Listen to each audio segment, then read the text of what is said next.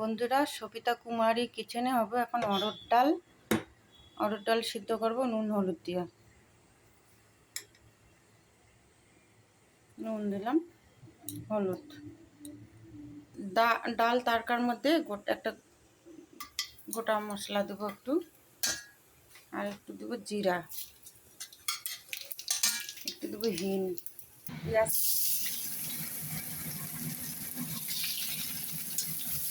পেঁয়াজটা লাল লাল হয়ে গেছে। এখানে আদা রসুন কাঁচা লঙ্কা একসঙ্গে দিয়ে দেবো।